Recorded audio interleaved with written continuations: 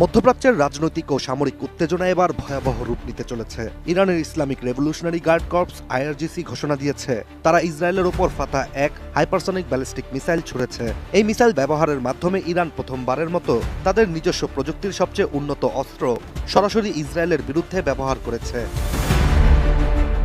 Antibacterial additive যুক্ত সেরা water tank বিশুদ্ধ পানিতে ব্যাকটেরিয়া জন্মাতে দেয় না।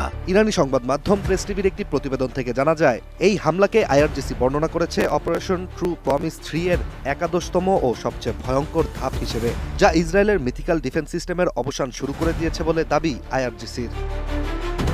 এদিকে ইরানি এই হামলার ঠিক আগেই ইরানের সর্বোচ্চ নেতা আয়াতুল্লাহ আলী খামিনিও ঘোষণা দিয়েছেন যুদ্ধ শুরু হলো। তিনি আরও জানান, জায়ানবাদীদের প্রতি কোনো দয়া দেখানো হবে না, ইরান কখনো আপোস করবে না। অন্যদিকে খামিনির এই মন্তব্য ছিল মার্কিন প্রেসিডেন্ট ডোনাল্ড ট্রাম্পের সাম্প্রতিক হুমকির জবাব, যেখানে তিনি বলেছিলেন খামিনি কোথায় আছে যুক্তরাষ্ট্র জানে, চাইলে তাকে এখনই হত্যা করা সম্ভব, তবে এখনই খামিনিকে হত্যা করা হবে না।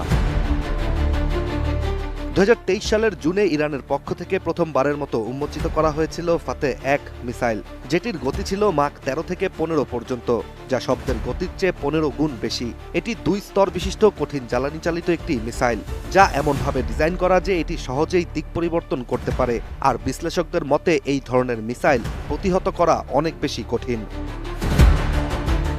এছাড়া বিশ্লেষকদের ধারণা ফাতাহ এক ব্যবহার করা ইরানের পক্ষ থেকে ইসরায়েলকে একটি স্পর্শ বার্তা দেয়া। তেহরান এখন আর শুধু পাল্টা জবাব নয়, যুদ্ধক্ষেত্রে আধিপত্য প্রতিষ্ঠা করতে চায়। এখন আন্তর্জাতিক কূটনীতির চাপে এই দুই প্রতিপক্ষ শান্ত হবে নাকি মধ্যপ্রাচ্য আরও বড় সংঘাতে জড়িয়ে পড়বে, এই প্রশ্নই ঘুরপাক খাচ্ছে বিশ্ব রাজনীতির কেন্দ্রে।